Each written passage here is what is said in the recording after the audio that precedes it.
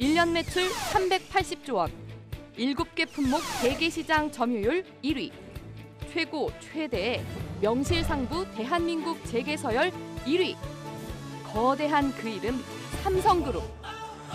삼성그룹과 함께 빛나는 인생을 지향할 인재를 채용하고자 그들은 하반기 공채 3가지 조건을 부여했다고 한다.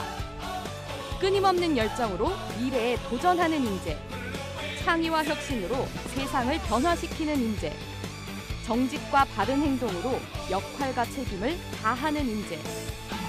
대한민국 국가대표 기업 삼성그룹의 예비 인재가 될 준비는 되셨나요? 여름방학 시즌을 맞아 잡정보센터에서 준비한 대기업 공채 특집 여름날의 기적. 삼성그룹 편 지금 시작합니다.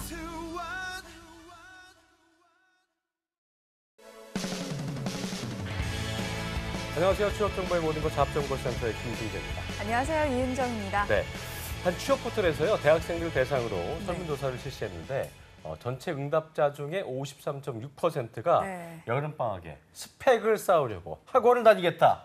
이런 얼토당토한 말을 했다고 합니다. 너무 안타깝습니다. 그냥 학원 가시지 마시고요. 집에서 저희 잡정보센터 보시면 그게 훨씬 더 이득일 겁니다. 얼토당토한다는 게 지금 폄하한 건 아니고요. 돈 들이지 마시고 방송 보시는 취준생 여러분들 시원하게 집에서 저희 잡정보센터와 함께 하시면서 저희 이런 또 대기업 공채 함께 하시면서 하반기 공채 준비하자 뭐 이런 얘기였으니까요. 또 흥분들 하지 마시고요. 그리고 나만 혼자 합격할 거야라면서 혼자만 알고 계시지 마시고요. 친구와 함께 또 같이 보는 게 또 재밌잖아요. 그러니까 친구와 함께 방송을 보시고 방송이 끝난 후에 스터디를 하면 그게 더 이득이 될 거라고 생각됩니다. 그렇습니다. 오늘도 대기업 공채 합격의 어떤 그 기적을 이뤄줄 전문가를 저희가 모셨죠. 지난주에 아주 큰 반향을 불러일으켰던 조민혁 강사님을 저희가 모셨습니다. 어서 오십시오. 어서 오십시오. 기분이 안 좋네요. 왜요? 앞에 기사 소식을 지금 들어보니까 아니, 사실입니까 이게 지금? 그렇다고 합니다. 어떻게 이게 된대요. 제가 부족한 거죠. 제가 더 노력을 왜 이러세요? 제가 너무 조급했던 것 같아요. 지난 시간에 정도로 얘기하면 좀 알아들을 줄 알았는데 저희가 앞으로 방학 동안에 할 일이 많다라는 생각이 들고요. 제가 지난주에 학생 한 명을 만났어요. 학생이 지방에서 올라왔습니다. 뭐라고요? 학교가 목포대학교예요. 지방에서 이제 서울에 와서 한번 저를 만나서 자기 그 이력을 좀 점검을 받고 싶다. 그래서 제가 물어봤죠. 그럼 지금 방학인데 뭐하니? 자격증을 따고 있더라고요. 그래서 자격증 어떤 거 따니 그랬더니 유통관리사 자격증을 딴대요. 그래서 뭐 유통 쪽은 사실 자격증이 필요하지가 않거든요. 아 그래요? 네, 그래서 왜 유통관리사를 따냐 이제 얘기하다가 그러면은 그 응시 자격에 나와 있는 말하기 점수는 있니? 그랬더니 영어는 포기했대요. 그러니까 중요한 영어 잘 들으란 말이야. 영어 말하기 점수는 전혀 준비를 하지 않고 유통 자격증을 지금 딴 거예요. 그러니까 2달 동안 나 안 만나서 큰일 날 뻔해서 그 친구. 그러니까요. 그러니까 그런 식으로 좀 필요한 거는 안 하고 불필요한 건 하고 이게 뭐 하는 짓인지. 그러니까요. 오늘도 정말 좀 안타까운 소식이 들려서 그분은 또 이제 제가 딱 얘기했더니 그럼 영어 말하기를 그럼 지금부터 하면 되냐? 여자분이었어요? 남자분이었어요. 그래서 울지는 않았겠네요. 울먹이더라고요, 좀 약간. 그래도 너무 다행이라고 선생님 만나서 영상 보시는 지금 구직자분들도 필요한 게 뭔지를 좀 선별을 해야 될 것 같습니다. 이게 옳은 말이어도 혼나면 참 기분이 안 좋은데 어쨌든 그래도 어쩔 수 없습니다. 좋은 그 취업을 하기 위해서는 또 우리 또 조민혁 강사님의 호통이 좀 필요한 시간이고요. 기분이 안 좋을까요? 그러니까요. 그렇다기보다는 그래도 혼나면 순간 기분이 안 좋으면 하반기 못해 학교. 그러니까요. 카메라 좀 잡아줘요 이런 얘기할 때 기분이 안 좋으면 학교를 못 하는 거야. 잘 들어야 돼 얘기를. 집중하세요. 어쨌든요. 초반에 또 말이 길어지고 있어요. 어쨌든 조민혁 강사님이 준비하고 계시고요. 또 이분은 미소 전문가시죠. 생글생글 얼굴로 저희 어떻게 보면 저희한테 지난 4주 동안 어떤 그 직업 방송의 어떤 직원이 아닌가. 저분은 뭐 어디 소속인가 이런 말을 의구심을 들게 할 정도로 저희와 굉장히 잘 호흡해주고 계신 분이시죠. 어쨌든 그 조민혁 강사가 혼내고 나면 이분이 달래주는 거예요. 그렇죠. 우리 커리앤 칼리지의 임송아 강사님 자리하셨습니다. 어서 오십시오. 어서 오십시오. 네, 안녕하세요. 임송아입니다. 오늘 방송도 잘 부탁드리고요. 오늘 대기업 공채 특집 여름날의 기적 변함없이 임송아 강사님께서 준비한 소식부터 만나볼까요? 함께 보죠. 네, 대기업 공채 특집 여름날의 기적 잡정보센터와 함께 하시고요. 대기업 공채 특집 여름날의 기적에서는 이 취준생 여러분들을 위해서 다양한 이벤트를 준비하고 있습니다. 스펙업에서 지금 현재 진행하고 있는 이벤트인데요. 검색창에 스펙업 입력하시면 바로 들어가실 수가 있습니다. 거기에서 이벤트 게시판에 들어가셔서요. 방송을 보시면서 방송에 출연했던 조민혁, 홍기찬, 김태성 강사님의 사진을 찍어서 스펙업 이벤트 게시판에 올려주시면 추첨을 통해서 2만 원권 모바일 상품권을 증정해 드립니다. 뿐만 아니라 매주 기업별 주제에 따라 베스트 사연이나 궁금증, 댓글을 쓰신 분들에게도 추첨을 통해서 위포트 인적성 도서를 선물로 드리니까요. 평소에 궁금했던 것들, 그리고 대기업 공채에 대해서 알고 싶었던 것들 많이 문의 주시기 바랍니다. 그래서 상품과 함께 여러분에게 정말 팁이 되는 소스 함께 얻어가셨으면 좋겠습니다. 그럼 자세한 내용 스튜디오에서 더 알아보도록 하겠습니다.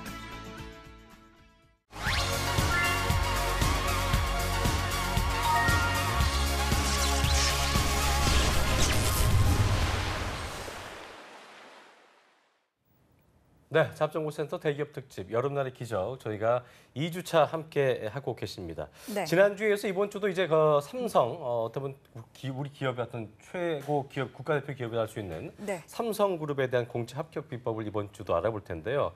지난주에 저희가 전반적인 공채 전략을 좀 꼼꼼히 살펴봤다면 네. 오늘부터는 좀 더 구체적인 내용으로 들어가 볼 겁니다. 자, 특집답게 항상 새로운 코너들이 또 준비가 돼 있죠? 네, 그렇습니다.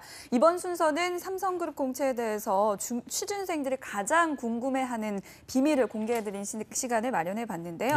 이름하여 삼성공채 그것을 알려주마 시간입니다. 그렇습니다. 대학생들이 가장 신뢰하는 취업 커뮤니티 스펙업에 취준생들이 올려주신 질문을 소개하고요. 조민혁 강사님이 시원하게 그것을 알려주실 겁니다. 그렇습니다. 삼성공채 그것을 알려주마. 지금부터 똑같은데요? 시작하겠습니다. 질문은 제가 읽도록 하겠습니다. 이윤정 아나운서 메소드 연기가 아직 안 되니까요. 잘 보고 좀 배우시고요. 제가 지금 하신 대로 어떤 그것을 알려주마의 톤으로 한번 시작해 보겠습니다. 닉네임이 이제 촉근이론의 질문인데요. 현재 이공계 3학년이고 학부 졸업하고 반도체와 디스플레이 계열로 입사 목표를 잡고 있습니다. 삼성전자 입사를 위해 차근차근 준비해 나가고 싶은데 어떻게 시작을 해야 할지 모르겠습니다. 오픽과 사트, 인턴 정도 생각이 났는데 학점 관리, 전공 공부와는 별개로 필수적인 준비사항은 어떤 게 있을까요? 라고 해주셨습니다. 정말 대단하십니다. 네. 네, 뭐 학점 관리, 전공 외에도 필수 준비사항을 묻는 질문이었습니다. 뭘 준비하면 될까요? 이게 근데 진짜 뉴스 진행하세요? 이걸 어떻게 참죠? 그걸 도대체? 참으십니까? 대단한 꾹 참고 뉴스를 하는 거예요. 꾹꾹 참고. 존경스럽습니다. 네, 김승기 답을 아나운서. 얘기해 주시죠. 사실 이 부분 두 가지로 제가 좀 정리를 할 수 있을 것 같고요. 굉장히 칭찬할 만한 학생입니다. 일단 이 학생 같은 경우 3학년임에도 불구하고 이렇게 미리미리 삼성 입사를 준비하는 거 굉장히 제가 칭찬할 만하고요. 3학년부터 하면 괜찮아요? 아주 좋죠. 3학년부터 이제 본격적으로 이제 어려운 과목들을 우리 이공계생들이 많이 들어야 하기 때문에 아주 지금 방학 때부터 탄탄하게 준비해서 아주 칭찬할 만하다. 두 가지 저도 좀 조언을 드리고 싶어요. 네. 이공계 학생이기 때문에 저도 한번 물어봤어요. 현직에 계신 그 이공계 분에게 만약 후배 사원이 3학년 때부터 준비를 해야 된다면 뭐를 준비하는 게 좋겠니? 라고 제가 물어보니 두 가지를 강조하시더라고요. 그 디스플레이나 반도체 모두 회로를 봐야 한다는 공통점이 있습니다. 어려운 과목들을 아무래도 수강을 하면은 나중에 면접이라든지 자소서에 쓸 거리들이 굉장히 많아요. 그래서 이 지원자 같은 경우에는 본격적으로 잘 들으셔야 돼요. 그러니까 심화 전공 과목 위주로 3학년 때 수강을 하셨으면 좋겠고요. 그 학점이 A가 아니어도 상관이 없다고 합니다. 그러니까 B0 이상이면 되니까 좀 어려운 과목 위주로 수강을 좀 하시기를 바라고. 그리고 만약에 공부를 하시다가 뭐 좀 그 B 이하로 만약에 성적이 좀 떨어진다 하더라도 교양 과목을 절대 많이 들으시면 안 됩니다. 그러니까 많은 이공계 분들이 전공을 좀 듣기 위해서 출발을 하다가 C뿔이라든지 또는 이제 뭐 C0 뭐 이런 식으로 나오면은 또 계절 학기들을 듣고 이렇게 복구를 자꾸 하려고 하거든요. 그러지 마시고 오히려 심화 전공 과목 개수를 늘려서 들으면 오히려 더 선호하는 지원자로 다가갈 수 있기 때문에 꼭 그렇게 수강하시기를 좀 바라겠습니다. 알겠습니다. 네. 심화 관련 좀 이제 좀 어려운 과목 위주로 수강해야 된다는 거 얘기해 주셨고요. 그러니까 그 어려운 과목들이 이제 보면은 뭐 모모 설계, 모모 디자인 이런 네. 과목들이 있어요. 학교에 네. 이제 그 개설된 과목 중에서 그러니까 그런 것들 위주로 수강하시길 바랍니다. 알겠습니다. 네. 자, 이번엔 두 번째 질문인데요. 닉네임 취업하면 무슨 기분? 님의 질문인데요. 함께 제가 좀 읽어드리겠습니다. 자, 같은 사업부, 예를 들어서 메모리 사업부에 너댓 번째로 지원을 하게 되면 서류 심사, 직무 적합성 평가에 영향이 있을까요? 실제 공지에는 3회 제한이 없어졌다고 했습니다. 그런데 말입니다. 영향이 있을지 궁금합니다. 라고 질문을 해주셨습니다. 이거 제한이 없는 네, 건가요, 정말? 없어졌나요? 예. 지금 뭐라도 좀 해야 될 것 같아요. 저 되게 조급해지네요. 네, 이게 사실 제가 윤정 아나운서께 물어보고 싶은 게 만약에 남자가 네. 본인을 너무 좋다고 3번 이상 뭐 연락을 한다거나 그럼 어떨 것 같아요, 기분이? 계속 만나달라. 만약에 좋아하면은 네. 저도 좋겠죠. 근데 제가 싫어하는 사람은 계속 그렇게 다가오면 좀 호감이 있는 사람이 그러면 3번 좋죠. 정도. 좋은 사람이면 3번 이상 연락 올 때까지 가만히 있을까요? 그렇죠. 그렇지 않겠죠. 그게 답입니다, 사실은. 네, 이분 같은 경우에 지금 이번에 서류 심사가 부활하면서 서류 심사를 직무 적합성 평가라고 삼성은 부릅니다. 그래서 이분이 지금 우려가 되는 거는 예전에는 서류 심사가 없을 때는 계속해서 지원을 해도 걸러내질 않았는데 서류가 부활하면서 이미 내가 3번 지원했던 회사에 4번째 지원할 경우에 만약 필터링 있지 않겠냐라고 이제 질문을 주신 거예요. 저도 이거를 이제 삼성 인사팀 근무하는 친구들이라든지 실제로 재직하고 계신 분들한테 물어봤습니다. 특히 최근에 상반기에 입사한 분한테 제가 물어봤어요. 동기 중에 혹시 삼성을 4번이나 5번 이상 지원을 해서 합격한 친구가 있냐. 근데 4번은 없대요. 4번만에 합격한 친구는 없고 3번은 꽤 많다고 합니다. 그래서 횟수 제한보다도 맥시멈 3번. 3번까지는 그래도 합격을 할 수가 있는 거기 때문에 일단 지원을 했을 때 걸러내지는 않을 거예요. 일단 4번이나 5번은. 면접 때 좀 괴롭히긴 하겠지만. 그래서 이분 같은 경우 지금 이미 3회 제한이 없는 상태에서 좀 불안하다고 하셨는데 저는 지원을 하셔도 필터링은 존재하지 않을 테니까 아까 이윤정 아나운서로 얘기한 대로 좀 지원하시기를. 네. 대신 이제 뭐 그런 게 있겠죠. 바랍니다. 아까도 얘기했지만 뭐 싫은 사람이 계속 연락을 하면 싫겠지만 네. 뭔가 다른 모습으로 네. 그렇게 접근을 해온다면 조금 더 여지를 줄 수 있기 달라질 수도 때문에 있겠죠. 그런 부분들도 아무 준비 없이 계속 지원만 하는 건 문제가 될 거예요. 맞는 말씀이에요. 그래서 저는 자기소개서에 이런 내용을 기재하는 것도 저는 찬성해요. 예를 들어서 내가 2014년 하반기부터 2015년, 2016년까지 뭐 한 4번 정도를 지원을 했지만 뭐 탈락한 경험이 있다 해서 내가 탈락한 이유가 이런 거라고 생각해서 이번에 이런 걸 좀 보완을 해서 또 한 번 도전을 한다라고 하면은 분명 호감 있는 솔직하게. 지원자라고 네. 솔직하게 다가갈 수 있으니까요. 그러니까요. 말씀하신 대로 한번 지원을 해보시면 좋을 것 같습니다. 네. 자, 세 번째 질문 함께 볼까요? 닉네임 조이초이83님의 질문인데요. 함께 좀 보겠습니다. 네.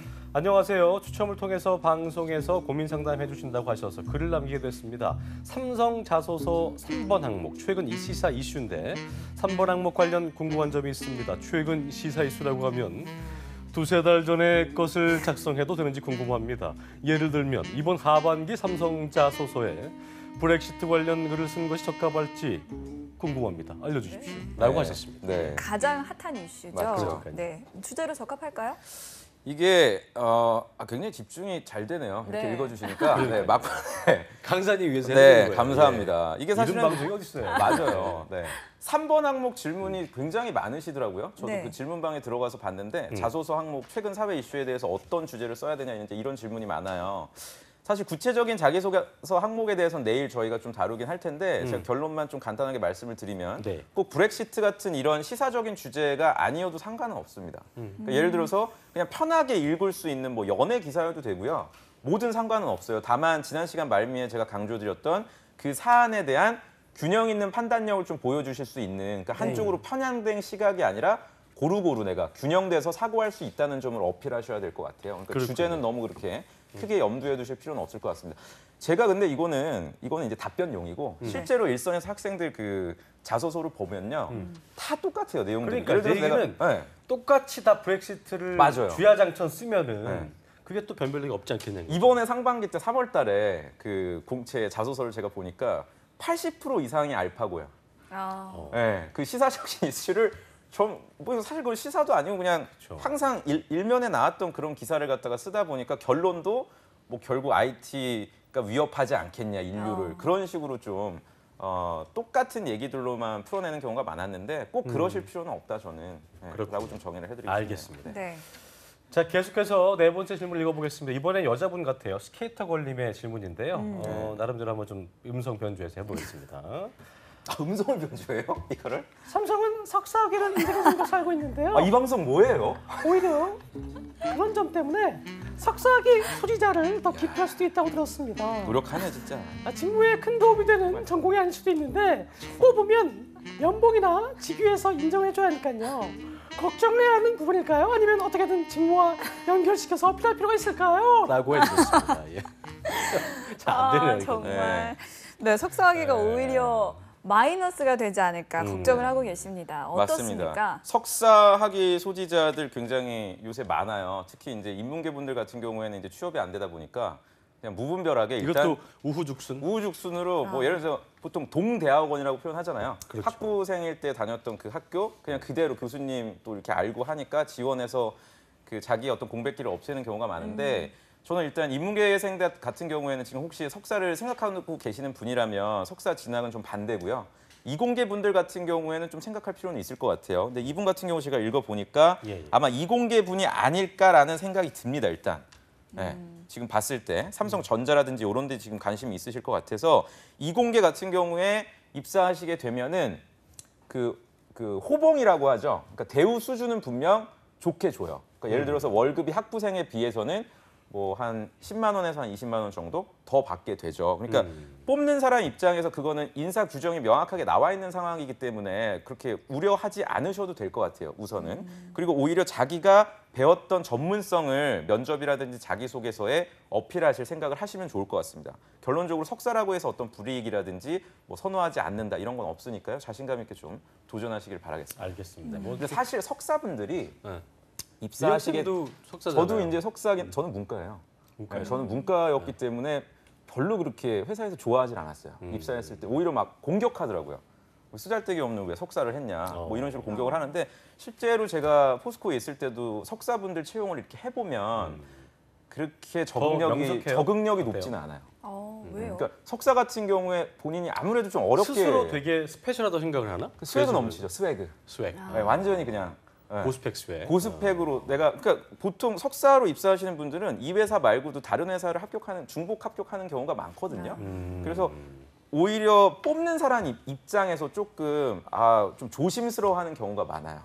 네, 이 지원자를 과연 받았을 때 금방 나가지 않을까. 그러니까 그런 부분들을 저는 조금 더 신뢰를 주시면 좋을 것 같아요. 면접 때. 알겠습니다. 네. 자, 계속해서 다섯 번째 질문 좀 읽어볼게요. 닉네임 민꾸쿠님의 질문인데요. 자, 지난 상반기 인사 담당자분께서 창의성 면접의 경우에 면접장에서 주어지는 문제를 보고 준비하여 답변을 하면 되기 때문에 크게 준비할 부분이 없다는 말을 해주셨습니다. 그래도 여유가 있는 여름방학 때 미리 대비를 해놓는다면 좋을 것 같은데요.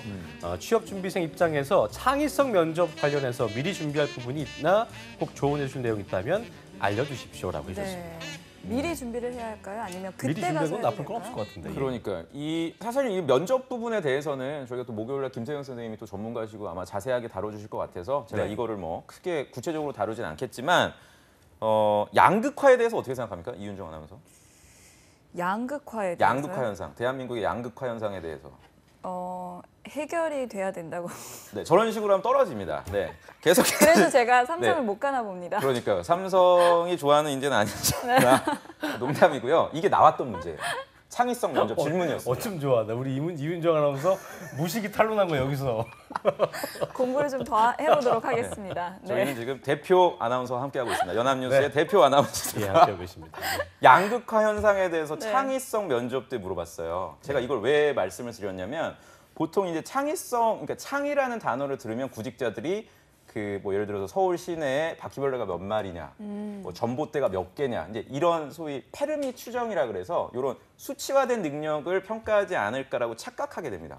그러니까 이런 상태에서 아까 제가 질문했듯이 양극화에 대해서 한번 생각을 해보고 이제 발표하고 이런 게 이제 창의성 면접이라 어떻게 대비를 해야 되냐면 질문 굉장히 잘 주셨는데 신문을 좀 잘 보셔야 될 것 같아요. 그 이슈와 접목을 해서 그렇죠. 하는 경우가 그러니까 있군요. 시사 이슈라고 저는 이해를 해주시는 게 아마도 좀 와닿으실 것 같고 양극화 현상에 대한 질문은 삼성 서울병원인가요? 거기? 삼성의료원? 네. 그 회사, 그 병원에서 물어봤던 질문이었어요. 그러니까 그렇군요. 병원하고는 아무 관련이 없는 학생들이 대비했던 게 뭐 메르스 이런 거 대비했었거든요. 삼성병원 그 준비하시는 분들이 회사랑 관련된 거를 질문하지 않을까라고 생각했는데 오히려 허를 찔렀던 그런 케이스이기 때문에 영상을 보시는 분들은 창의성 면접을 좀 시사적인 그렇죠. 이슈로 대비를 해주시는 게 좋을 것 같습니다. 네. 굉장히 지금 얘기하면서 미안해지네요. 그러니까, 이윤정아, 이 친구는 괜찮아요? 갑자기.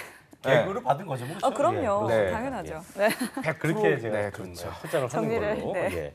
근데 어쨌든 그런 거 같아요. 양극화도 그렇고 어떤 뭐 사회 갑질 현상도 그렇고. 네. 그러니까 사회적 고질적 문제들 이런 것들을 조금 잘 짚어 놓으시면 본인의 생각을 좀 정리해 놓는다면 좋지 않을까 생각을 오늘 말씀 해보겠습니다. 굉장히 잘해주신 게 알겠습니다. 그 갑을 관계에 대해서도 물어봤었어요. 네, 실제로 그 임원들이 좋아하는 질문들이 있습니다. 삼성은 그러니까 사회적으로 굉장히 좀 이슈가 많이 되고 있고 그 서민분들 일반적으로 우리 시민분들이 소위 재벌 기업에 대해서 생각하는 것들 예. 이런 것들에 대해서 지원자는 어떻게 생각하는지 그렇죠. 뭐 기업들의 법인세 인상 과연 이거 옳은 판단이라고 그렇죠. 생각하냐 뭐 이런 얘기들 많이 그러니까 물어보니까 말은 들어봤지만 본인이 전혀 생각할 수 없는 네. 아까 이제 이윤주 아나운서 개그를 봤던 그런 거를 진지하게 답하시는 분들은 좀 어려울 수 있다는 거. 그렇죠. 그 말 나온 김에 제가 좀 말씀드리면 법인세를 인상하는 방향으로 대답을 하시면 좋아할 임원은 없어요, 사실. 그렇죠. 네. 근데 기업한테 평소에 뭐. 그런 걸 고민을 안 했던 우리 엔지니어 분들은 특히나 뭐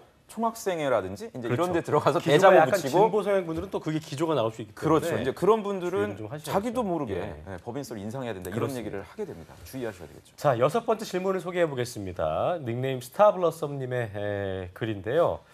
자, 삼성은 다른 기업과 달리 대학 재학 중에 수강한 과목명과 평점, 학점 등을 상세히 기재하게 되어 있습니다. 별도로 성적 증명서도 제출하는데 왜 이런 작업을 요구하는지 궁금하네요. 네. 뭐가 필요 있는 거예요? 네. 이게 실제로 다 확인을 하나요, 꼼꼼히? 전부 다 확인을 합니다. 어. 그리고 이 구직자들이 이게 굉장히 스트레스를 많이 받아 하는 게 그 이제 지원서를 입력할 때 노트북에다가 분리를 해서 입력을 해야 돼요. 교양 과목 다 이제 성적 증명서를 보면서 아 내가 뭐 스포츠에 이해 뭐 이런 거 들었네. 전공 과목은 뭐 이런 거 들었네. 이제 입력하다 보니까 전공 쪽 학점이 계속 떨어지는 게 눈에 보이거든요. 그러다가 입사 지원서를 포기하는 분들도 봤습니다.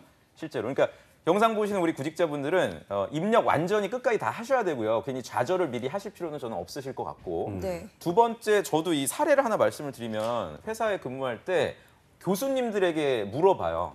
예를 들어서 뭐 인하대다, 뭐 연세대다 이런 그 회사들이 선호하는 학교들이 있습니다. 이 학교들이 그 개강하는 그 과목들이 있거든요. 개설한 이 과목들 중에서 우리 회사와 좀 관련이 있는 과목이 뭡니까? 그래서 이거를 갖다 DB화를 시켜놔요. 그 다음에 지원자가 과연 이 수업을 들었는지 안 들었는지를 제가 물론 그걸 작업하기도 하지만 아르바이트생을 써요. 면접 때. 그래서 주죠. 지원자의 어떤 성적 증명서 예를 들어서 김승재 지원자 거 네가 보고서 여기 우리 회사 관련된 DB 수업 들었으면 형광펜으로 좀 줄을 쳐라. 네, 그래서 요거를 한 500명에서 1000명 거를 작업을 시키고 그걸 이제 임원분들한테 드립니다. 근데 형광펜이 많이 거의 있으면 당연히 좋죠. 사실 뭐 임원분들이 그거를 뭐 어떤 과목인지 보진 않으시고 야 굉장히 빼곡하게 많이 뭐가 들었네. 많이 있네. 많이 이런 뭐 이렇게. 있네. 그러면 전공 질문을 잘 안 합니다. 임원분들도. 근데 텅 비어 있단 말이죠. 그러면 이 지원자는 그리고 요것뿐만이 아니라 전공 질문지도 따로 드립니다. 그럼 면접관이 이제 보고서 야 뭐 캐비테이션에 대해서 설명해봐. 어허. 연력학 이법칙 뭐 엔트로피 증가에 대해서 그러면 이제 완전 멘붕이. 비어 있는데 그런 게 들어오면 이제 그렇죠. 집중 네. 포화를 한다. 네, 그런 식으로 어쨌든 지원자의 어떤 해당 분야의 직무 역량과 전문성을 검증을 하기 때문에 아까 우리가 초반에 다룬 그 3학년 학생처럼 미리미리 좀 대비를 해 두실 수 있는 여건이 된다면 하시는 게 좋을 것 같아요. 그러니까 관련 학과에 연관된 좀 그렇죠. 가성비 높은 그렇죠. 증명서 어떤 그런 자격증 같은 거를 따보면은 맞습니다. 네. 좋다는 거 기억하시면 그리고 또 좋을 것 추가적으로 팁을 제가 좀 드리고 싶은 게 특이한 과목 1개 정도는 들어보세요. 특이한 과목. 예를 들어서 요새 한 2가지 정도인데요. 내가 굳이 안 당겨도 제가 당기지 기억에 않아도. 남는 학생이 경희대학교에 네. 전자 전파공학이라는 전공자가 있죠. 있어요. 예, 예. 다른 학교 같은 경우 그냥 전자공학인데 여기는 전파 쪽. 근데 이분이 평소에 이미 전공 과목을 다 들어놓은 상태라 졸업할 때 전공 쪽을 듣지 않고 경영학과 수업 중에서 가장 따기 어렵다고 악명이 높은 회계 수업을 들었어요. 아하. 네, 근데 회계 수업 이 친구가 C제로 맞았거든요. 근데 면접장에 가서 굉장히 많은 칭찬을 받았어요. 너는 졸업하기 전에 그래도 이렇게 회사에 입사하기 위해서 회계, 왜냐하면 기업의 언어는 회계거든요. 그렇죠. 네, 랭귀지가. 그래서 이런 수업을 네가 들었구나라고 칭찬을 받고 그분은 일지망으로 가지를 못하고 마케팅 갔어요. 그랬군요. 그래서 지금 퇴사하려고. 잘 지내니? 네, 삐처리가 안 되니까 이름을 제가 네. 잘 지내니 영아? 네, 그래서 어쨌든 입사를 잘했다. 네. 결과는 뭐 새드 엔딩이었지만 어쨌든 최종 합격했기 때문에 그런 노력은 좀 필요하다. 그렇죠. 그러니까 공대 분들은 좀 경영학이라든지 이런 인문학적 어떤 그 과목들을 좀 들으시고 인문계 전공자들은 한두 개 정도의 그 컴퓨터 공학과 수업들, IT 수업들이 있거든요. 들으실 수 있는 그런 수업들도 많이는 아니더라도 좀 챙겨두시면 도움이 될 겁니다. 알겠습니다. 네. 자, 그것이 알고 싶다. 다음 질문 읽어보겠습니다. 잊을만 하면 나오는군요. 올해 쥐뽀 고고님인데요. 자, 저와 같이 삼성을 목표로 두신 분들 혹시 오픽 성적이 어떻게 되시나요? 저는 목표를 IH로 잡고 있는데 AL로 꼭 따야 하는 건가요? 라고 하셨는데 이게 IH와 AL은 어떤 구분인가요?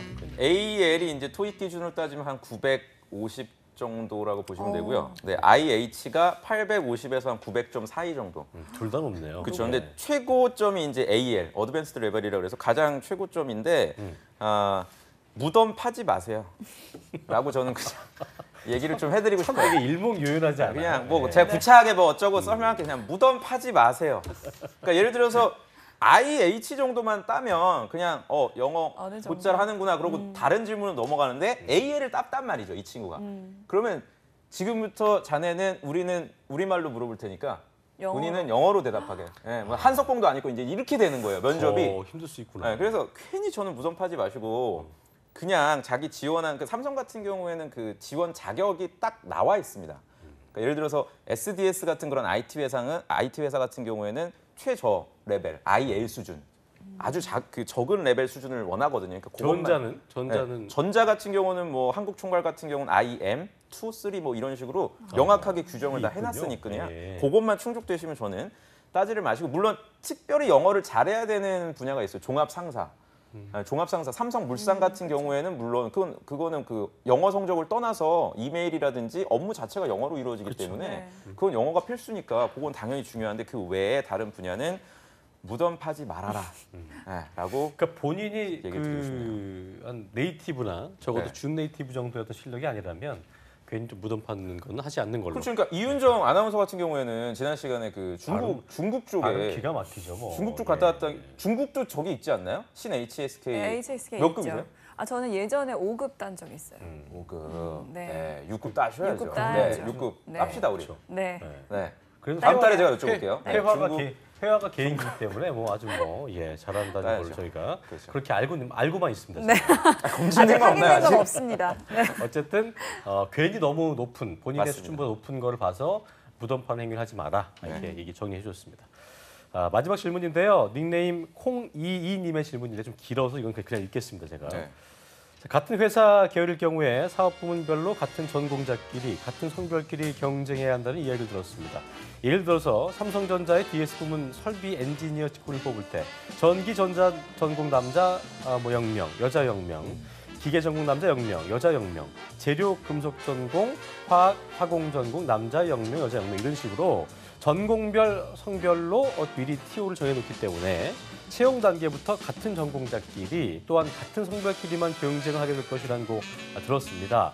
사실 제가 생각하기에는 그냥 직군별로 필요한 TO를 정해놓고 그 직군의 적격자인지 판단을 하고 이에 부합이 되면 전공을 섞어서 선발하는 방식인 줄 알았는데 전공별로 또 성별로 인원수를 정해놓았다고 해서 매우 놀랐습니다.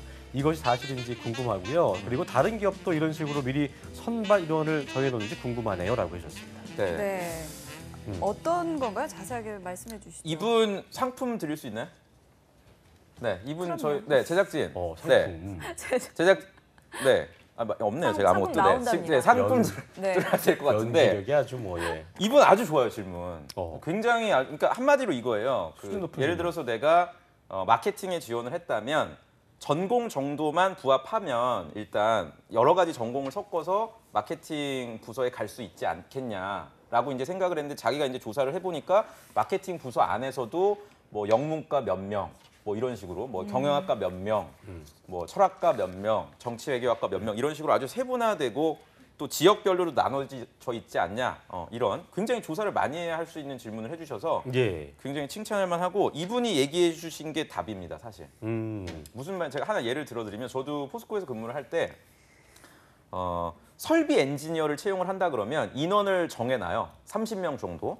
근데 그 30명이 기계 전공자로만 뽑는 게 아니라 기계공학과 설비 엔지니어 뭐 15명, 산업공학과 3명, 그리고 뭐 화학공학과 2명 뭐 이런 식으로 정해놓고 그 안에서도 포항 지역인지 광양 지역인지 또는 뭐 서울 지역인지 굉장히 세분화돼서 나눠놓고요. 심지어 그 안에서도 성별로도 나눕니다. 그렇기 때문에 사실상 면접 때 여러분들이 이제 면접장에 가면은 같이 면접 보시는 분들이 전부 다 이제 경쟁자라고 보시면 되고요. 다른 날 면접을 보시는 분들은 또 그 사람들끼리 경쟁을 하지 여러분들하고 경쟁을 하는 게 아니다. 그래서 여러분들 입장에서는 굉장히 좀 세분화시켜서 준비를 해야 된다라는 좀 결론을 내드리고 싶어요. 그러니까 우리 여성분들 같은 경우에 이렇게 준비를 하시다가 뭐 이렇게 면접장에 갔는데 남자밖에 없어서 특히 영업 지원자들이 그런 얘기를 많이 하더라고요. 남자들하고 똑같이 경쟁하는 게 아니냐. 그게 아니란 얘기죠. 네. 남자분들은 남자분들 나름대로 같이 경쟁을 하는 거고 여성분들은 여성분들끼리 같이 경쟁을 기율 한다. 배분이 돼 있기 때문에 오히려 굉장히 본인이 세분하게. 적을 경우에는 되게 유리할 수 있겠네요. 그렇죠. 네. 그러니까 당당하게 겁먹지 말고 지원하시길 바랍니다. 네. 자, 저희가 취준생들 가장 만나고 싶어하는 그리고 만나고 나면 인생이 바뀐다고 하는 그 취준생들의 워너비 강사님이십니다. 조민혁 강사님과 함께하고 있는데요. 삼성그룹 공채 합격 전략 저희가 알아보고 있습니다. 오늘 그 민혁 쌤이 네. 숨겨놓은 신의 한 수를 가져오셨다고 하는데, 자, 대한민국 방송 최초로 삼성공채 정말 핵심적인 신의 한 수라고 해도 과언이 아닙니다. 예, 다른 때는 몰라도 지금만큼은 정말 놓치시면 안 됩니다. 그렇죠?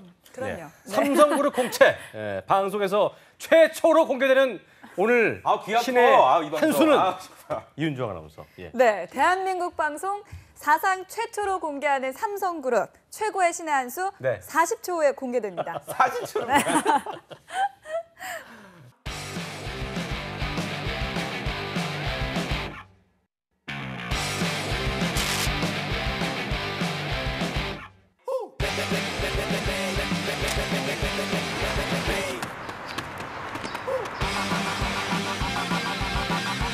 (7,300개) 기업의 참여로 배우면서 일하는 능력 중심 일학습 병행제.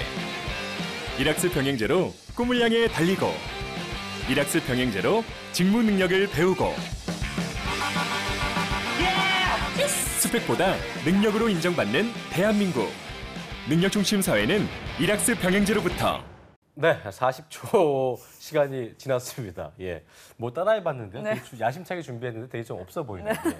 저희 이제 이런 거 안 하기로 하겠습니다. 자, 잡정보센터 저희가 대기업 공채 특집 여름날의 기적 함께하고 계신데요. 그 중에서도 저희가 정말 그 잡정보센터 시청자만이 볼 수 있는, 누릴 수 있는 삼성 공채 합격 전략을 함께 알아보고 있습니다. 오늘 신의 한 수 알아봐야 할 텐데요. 민혁 쌤, 어떤 게 준비돼 있죠? 이게요. 후폭풍이 있을지 몰라요. 어떤 네, 후폭풍이요? 이게 진짜 제가 알기로 이거 저희 방송 대기업 관계자분들도 보신다고 알고 있거든요. 그러니까 아마도 지금 그냥 편안하게 이렇게 이렇게 보시다가 저 뭐야 이러고 아마 그럴 수 있겠네요. 네, 제가 그 면접 평가표를 가지고 왔어요. 네, 삼성의 임원 면접 평가표를 이걸 내가 왜 들고 왔지? 저희 가져올 수 있나요? 네, 이걸 들고 와가지고 예. 실제로 면접을 이제 진행할 때 진행 요원들이 보통 이제 입사한 지 한 1년에서 한 2년 정도 되는 파이팅 넘치는 신입사원들이 진행을 합니다. 그래서 제가 진행을 하는 김에 촬영을 좀 해와라. 그래서 이제 그 모니터에 있는 그 면접 평가표를 저희가 공개를 하기로 마음을 먹었죠. 알겠습니다. 네, 어디서도 볼 수 없는 겁니다. 진짜 네, 중요한 거네요. 정말 중요한 건데요. 삼성그룹 임원 면접 평가표 방송에서 최초로 공개하는 겁니다. 예. 터치스크린을 통해서 제대로 봐야 할 텐데요. 임송아 간사님께서 소개해 주시겠습니다. 함께 보시죠. 네, 임원 면접 시 임원들 앞에 컴퓨터에 놓여 있는 게 바로 임원 면접 평가표인데요. 네, 지금 말씀드린 대로 오늘 삼성그룹 공채에서 실제 사용하고 있는 임원 면접 평가표 최초 공개합니다. 조민혁 강사님께서 준비해 주셨는데요. 네, 극비 문서 화면으로 살펴보도록 하겠습니다. 임원 면접 평가를 하면 처음에는 지원자의 이력 사항이 나옵니다. 그래서 이렇게 이름 조민혁 이렇게 해서 학력에서 최종 학력만 기재가 되고요. 특기 사항에선 군필 여부가 기재됩니다. 그 뒤로 희망 직군 1, 2, 3 직군을 모두 하고 취미 및 특기에서 이렇게 공채 합격시키기 이런 식으로 네, 지원자의 이력 사항을 공개하고 있습니다. 그 뒤로는 이제 세부 평가 항목이 나오게 되는데요. 첫 번째로 보시는 바와 같이 의사소통, 즉 설득력을 가장 중요시하고 있습니다. 그 뒤로 창의성, 직무 동기에 대해서 평가하고 있는데 구체적 세부 사항들을 살펴보면 문제 핵심을 이해하고 의견을 논리적으로 표시하는가, 그리고 자신의 주장을 쉽게 이해하는지를 봅니다. 그렇기 때문에 임원 면접에서 압박 면접이 있거나 그럴 때 지나치게 순응해서는 안 되고 또 지원자에게 어떤 질문을 했을 때 동문서답하며 떨어질 가능성이 높아집니다. 그 뒤로 이제 창의성 면접에서는 창의적, 독창적 사고를 보지만 이게 현실 가능한지를 함께 체크하고 있습니다. 그 뒤로 중요한 것이 문제의식과 개선의지가 높은지도 함께 보고 있기 때문에 어떤 본인의 단점이나 힘들었던 경험 등 부정적 질문에 대해서 부정적 현실뿐만 아니라 개선의지를 꼭 보여주시는 것이 중요할 것 같습니다. 마지막으로 이제 직무 동기에서는 직무 역량이나 직무 경험들을 어떻게 쌓았는지를 구체적으로 보고 있고요. 수행하려는 태도나 동기를 적극적으로 가지고 있어야 한다. 이런 태도까지도 중요하게 보고 있습니다. 이렇게 해서 3가지 항목으로 살펴봤는데요. 보시는 바와 같이 태도라든지 인성을 중요시하고 있는 것으로 판단이 됩니다. 이 각각의 항목들 A에서 E로 평가하고 있는데요. 어떻게 대비하는 게 좋을지 스튜디오에서 구체적으로 알아보도록 하겠습니다.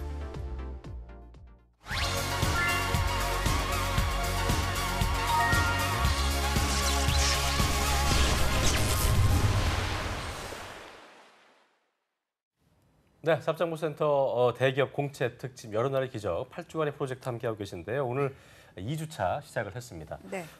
삼성그룹 공채 합격 전략 알아보고 있는데 민혁 쌤, 이게 네. 저희가 조금 전에 본 게 실제로 어떤 그런 임원 면접 평가표라고 들었는데 맞습니다. 이거 공개해도 되는 거예요, 진짜 근데? 안 되죠. 네. 안 됩니다. 어떻게 입수를 대놓고 하셨어요? 공개적으로 한번 저는 해요. 오늘만 삽니다. 그래서 그냥 오늘 마지막 항상 전 마지막 방송이라고 생각하고 정말. 문제가 있으면 지성한 PD가 뭐 알아서 어떻게 하겠죠. 네. 지금 실수를 터뜨리고 있습니다. 네. 네. 예.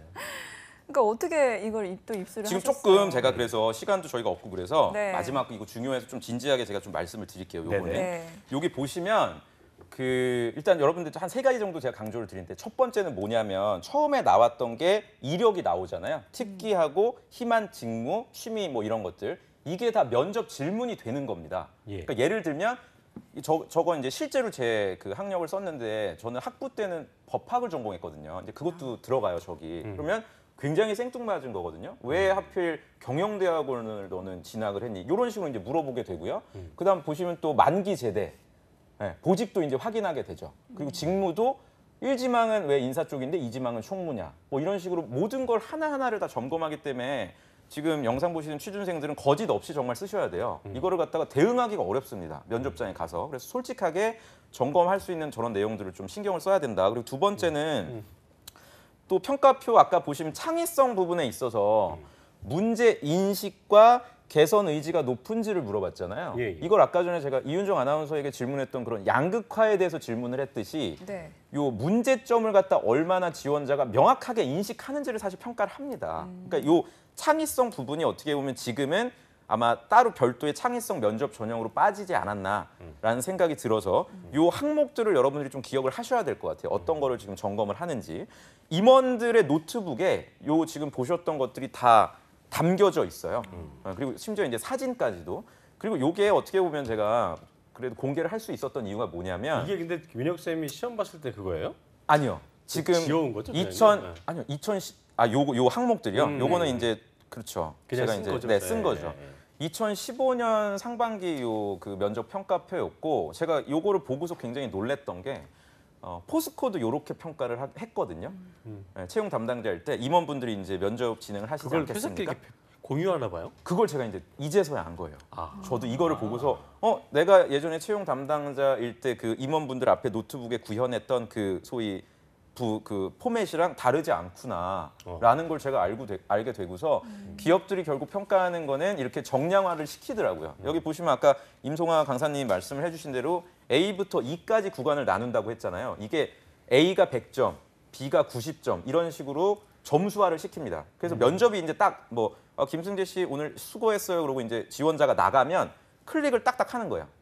의사소통 부분에서는 B, 뭐 창의성 부분에 있어서는 A. 그러면 총점으로 이게 점수로 89.4 이런 식으로 딱 나오고 결정이 딱 됩니다. 그냥.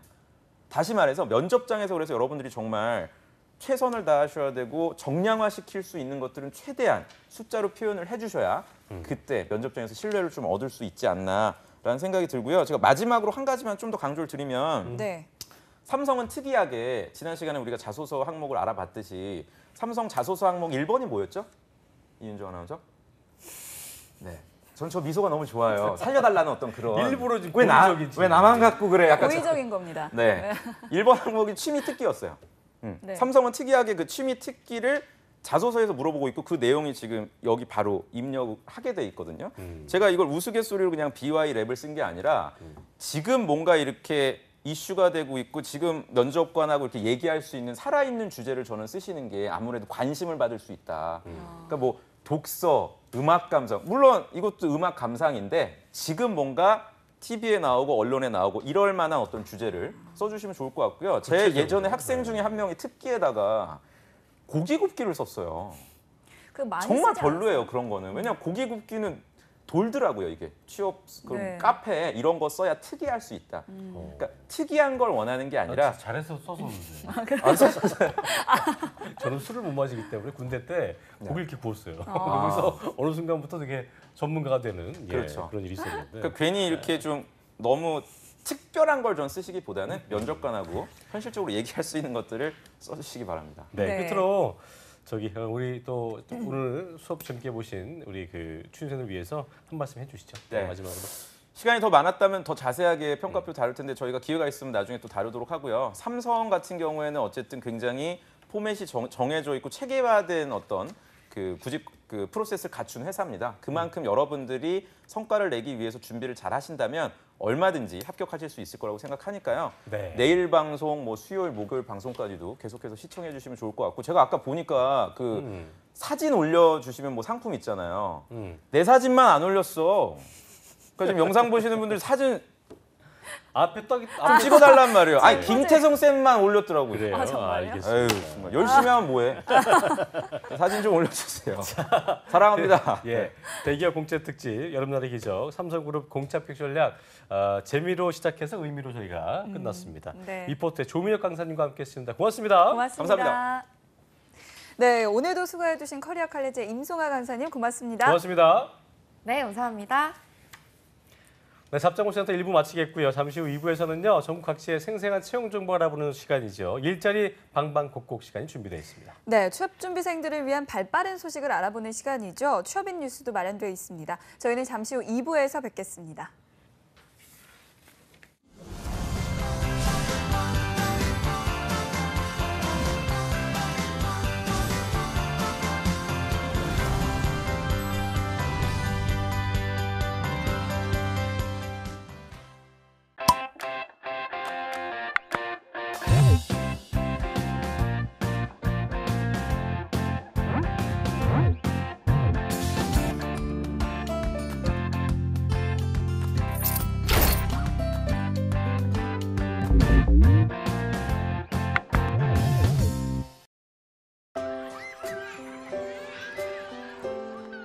난 엄마 빨리 보고 싶었는데 엄마 보게 돼서 좋다.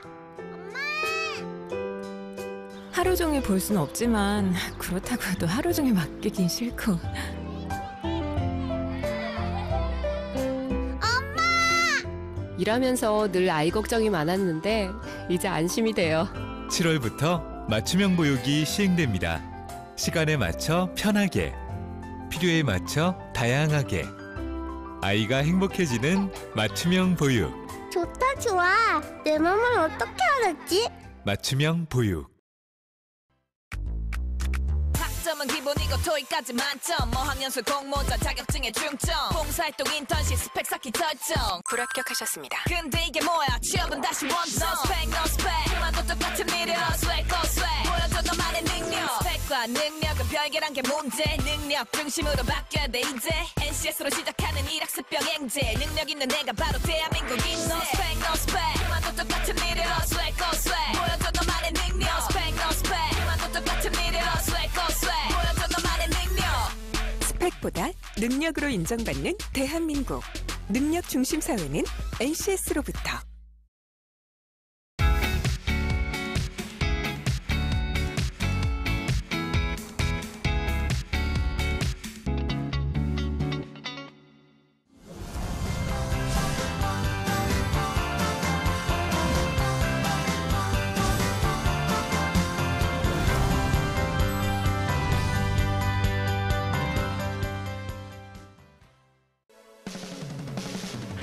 네, 사정센터 2부 시작했습니다. 2부에서는요, 취업준비생들을 위한 이슈와 뉴스 짚어보는 시간이죠. 취업인 뉴스가 준비되어 있고요. 네, 그리고 전국 각지의 생생한 채용 소식을 발빠르게 만나보는 일자리 방방곡곡도 준비되어 있습니다. 먼저 만나보시죠. 네.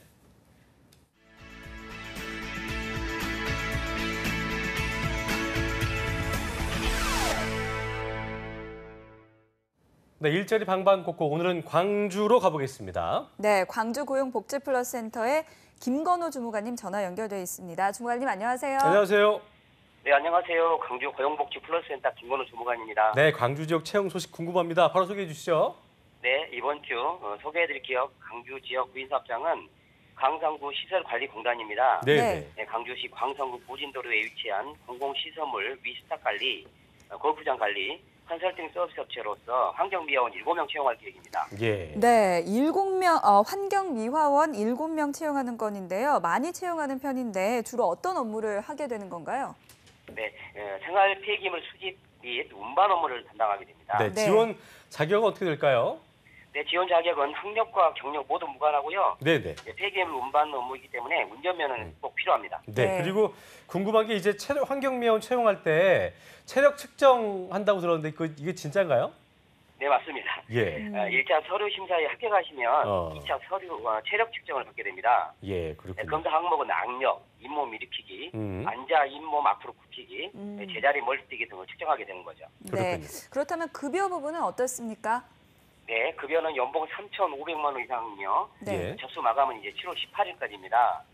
지원 방법은 오커넷 홈페이지나 공단 홈페이지 채용 광고를 확인, 제출 양식 다운받으신 후 작성하시고 운전면허증 사본이나 경력증명서 등 각종 자격증을 방문이나 우편으로 접수하시면 되겠습니다. 네, 연봉 조건이 좋은데요. 주무관님, 이게 채용에 대해서 나이 제한이 있을까요? 번거롭게도 나이 제한이 있습니다. 만 20세부터 59세 이하인 구직자 지원 가능합니다. 59세까지. 네. 예. 또 이 환경미화원 근무 시간이 기존 직종과는 좀 다를 것 같은데요. 어떻습니까? 예, 주 5일제고요. 오전 6시부터 네네. 오후 4시까지 근무하게 됩니다. 네. 그렇군요. 네. 자, 광주 고용플러스센터의 김건호 주무관 함께했습니다. 고맙습니다. 고맙습니다. 네, 고맙습니다. 네.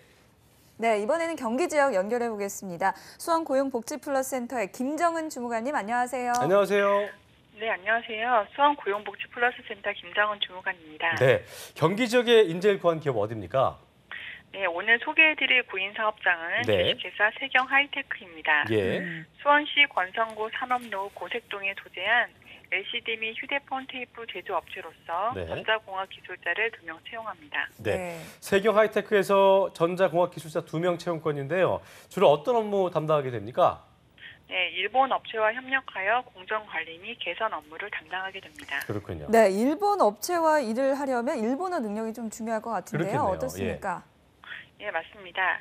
일본어 사용이 필수로 가능해야 하고요. 또 2, 3년대 대졸 이상의 학력과 3년 이상의 경력자가 지원 가능합니다. 네, 경력 채용인데 요즘 경력 채용이 많은 것 같아요. 그렇죠? 네, 예. 맞아요. 자, 급여 부분도 좀 소개해 주실까요? 예, 급여는 연 3,700만 원이고 면접 시 급여 조정이 가능하며 접수는 8월 6일에 마감된다고 하니 워크넷 홈페이지의 자세한 구인 정보를 참고하시어 지원하시기 바랍니다. 네, 주무관님, 그런데 경력직인데 우대 사항은 없습니까? 네, 캐딜 프로그램이 능숙하고 네. 제조업 분야에서 엔지니어로 근무하신 경력이 있을 경우에 오픈합니다. 알겠습니다. 네. 자, 지금까지 수원고용복지플러스센터의 김정은 주무관이었습니다. 고맙습니다. 고맙습니다. 네, 감사합니다. 네, 지금까지 일자리 방방곡곡 오늘은 광주광역시 그리고 수원시의 자세한 채용 정보 알아봤습니다.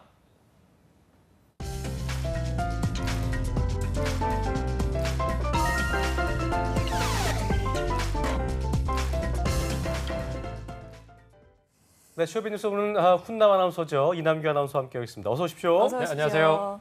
네, 오늘 준비한 소식은 어떤 건가요? 네. 자, 오늘 가지고 온 소식은요. 이 자격증에 관련된 소식인데 이 자격증이 스펙에 정말 도움이 되는 멋진 자격증들도 있는데 내가 이 자격증을 왜 땄나는 정말 쓸모없는 자격증들도 많거든요. 그래서 오늘은 이 소식으로 한번 얘기를 해보려고 합니다. 알겠습니다. 어떤 내용입니까? 예. 일단 이 공학인증이란 자격증이 있거든요. 이 대학교에서 이공계열 학생들에게 취득하게 해주는 자격증인데요. 2000년도에 대학가에서 처음 도입을 했던 것이고 학교에서 자격증 취득을 동료 수준으로 하기에는 심할 만큼 반강제성을 띨 정도로 학생들에게 요구했던 자격증인데요.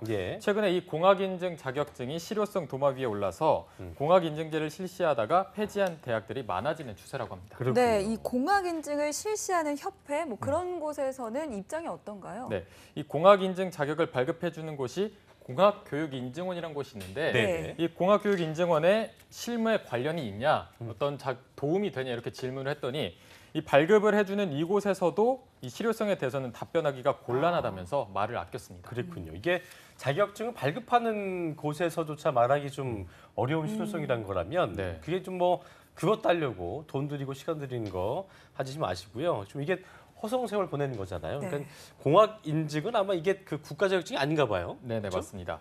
이 공학 인증은 등록 민간 자격증에 해당되는데요. 약간 이 개념이 생소하실 수는 있어요. 자격증 같은 경우는 국가 자격증이랑 민간 자격증 이렇게 두 가지로 나뉘는데요. 이 자격증의 구분을 보면 국가 자격증은 정부 부처별 소관 법령에 의해서 운영되는 자격으로 공인중개사, 간호사 등이 여기에 속하고요. 그 외 각종 협회 이런 데서 발급하는 자격증은 민간 자격증으로 분류가 됩니다. 네, 뭐 민간 자격증이라도 다 똑같은 게 아닌가 봐요. 네, 맞습니다. 이 민간 자격증도요. 국가가 공인해주는 민간 자격증이랑 또는 등록 민간 자격증으로 이렇게 나뉘는데요. 처음으로 이 국가 공인 민간 자격증이란 건 민간 자격 중에서도 이 평가 절차를 거쳐서 일정한 조건을 갖추어서 우수하다고 평가되는 경우에 국가가 공인해주는 제도입니다. 그래서 국제금융력이나 여신심사역 등이 여기에 속하고요. 그리고 이 민간 자격증 같은 경우는 개인이나 법인, 단체가 신설해서 관리하고 운영하는 그런 자격증을 의미하는데 노인복지사나 심리상담사 등이 여기에 속한다고 볼 수가 있습니다. 물론 이 등록 민간 자격증에도 좋은 자격증들이 굉장히 많은데요. 최근에는 굉장히 무분별하게 늘어나서 취준생들을 스펙 쌓기로 현혹하는 자격증들이 생기고 있는 게 문제라고 할 수가 있겠습니다. 이게 그러니까 자격증 만들기가 좀 아마도 좀 쉬워서 그런 일이 벌어지는 거죠? 네, 맞습니다. 방금 말씀하신 대로 이 자격증 만드는 절차가 생각보다 굉장히 쉽다고 해요. 2008년에 민간 자격 활성화를 위해서 심사 없이 간단한 신고 절차만으로도 이제는 민간 자격증 등록이 가능해진 건데요. 그렇군요. 이 취업이 어려워지고 취준생들이 스펙 쌓기에 몰두하면서 이러한 취준생들을 겨냥한 조금은 쓸모없다고 할 수 있는 자격증들이 굉장히 우후죽순으로 많이 늘어나고 있습니다. 그게 몇 개나 될까요? 이 현재 한국직업능력개발원에 따르면 지난달 등록한 민간 자격증은 2782개라고 하고요. 참고로 국가 자격증은 149개 정도밖에 안 됩니다. 이게 국가 자격증과는 달리 그 누구나 발급할 수 있다는 게 뭐 시장은 어떨지 몰라도 현재는 어떤 뭐 질적으로 좀 떨어지는 모습을 보여준다고 할 수 있을 텐데 이게 어떻게 보면은 그 구직자들에게는 오히려 좀 취업을 현혹시키는 결과를 낳는 것 같아요. 네, 맞습니다. 이렇게 시간과 돈을 들여도 이렇게 취업하는데 도움 안 되는 경우가 있어요. 제 친구 같은 경우는 이제 여행사나 항공사에 취직을 하기 위해서 어떤 그 항공권 발권 시스템 자격증이란 걸 땄다고 해요. 그냥 뭔가 말만 들었을 때는 항공권을 발권하는 거는 그냥 아무리 모르는 상태로 가도 할 수 있는 거잖아요.